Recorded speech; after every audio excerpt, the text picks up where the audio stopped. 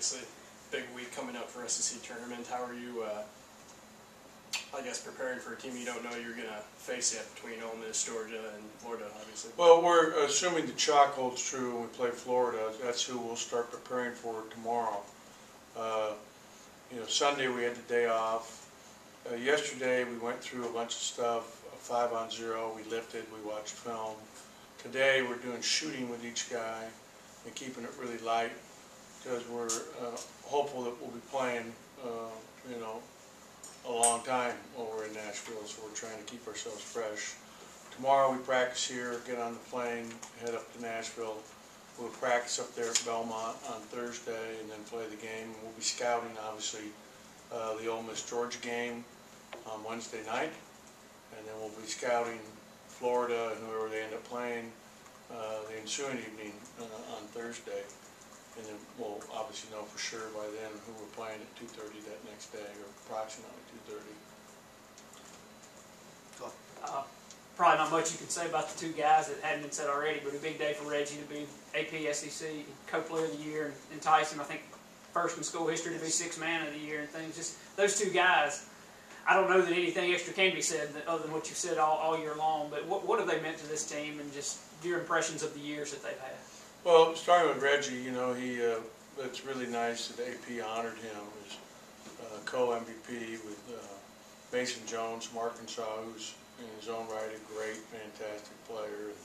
I'm just really proud of Reggie. We won the Bailey Howell Award yesterday, which is, of huge significance to us around here, especially because it's named after one of the greatest players in the history of the SEC and the best player to ever come out of Mississippi State. For being the best player in the state of Mississippi, and Brean Tyree was a terrific competitor for that award because he's a great player too in his own right. So I was really proud of Reggie for that. The MVP of the league is just fantastic. He was named All-League First Team by the coaches, as was Tyson named the Sixth Man of the Year. Those are great honors to me because I don't get to vote. It's the fellow coaches in the league that recognize the best players in this conference, and I think that says it all. There's great respect for both those guys from all the coaches who we've had to coach against and compete against, leading those other programs and other teams. Any questions for Coach? With the microphone to you. Let's go ahead and get it to Logan here, front row to Coach's left.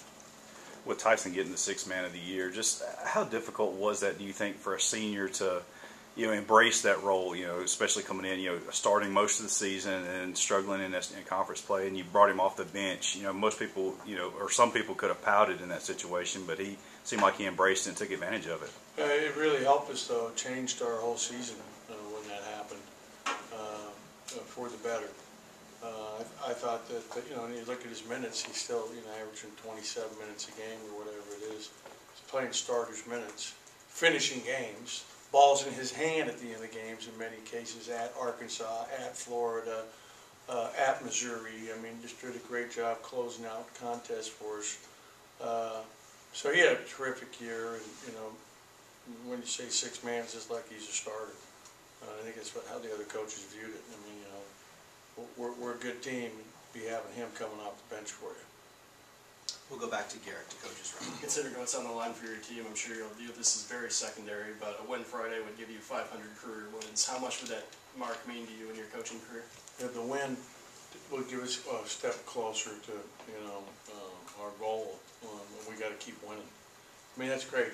I've been coaching that long, and coached a lot of great players, and coached with great coaches. But the main thing is trying to get in the NCAA tournament. We'll go back to the cameras and Courtney. Coach, how much are you thinking about bracketology at this point and what a run in the SEC tournament would do for your team to extend to further into the postseason? Well, we all know what we're playing for. There's no secrets. Everybody starts the year wanting to be a participant in the NCAA tournament, and it's right there, dangling in front of us now. But we've got obviously a lot of work to do to complete the task. We'll go back to Joel, middle. You've done this long enough. You've kind of seen these situations play out. You probably wouldn't even address it with your team this way, but do you have a feel going in for what you think you guys have to do in Nashville, or is it just win and remove all doubt, I guess? I think you answered it. Yeah. Win and remove all doubt. Yeah. Anything else for Coach before we get the players in here? All right, thank you guys. We'll see some Yeah, of the you main next thing week. is it's just one game at a time. We have to win on Friday, whoever we Yeah. play, we gotta beat them. And we've gotta bring the same focus, concentration, effort that we had for the Ole Miss game. If we do that, we're gonna be hard for anybody to beat no matter who we play.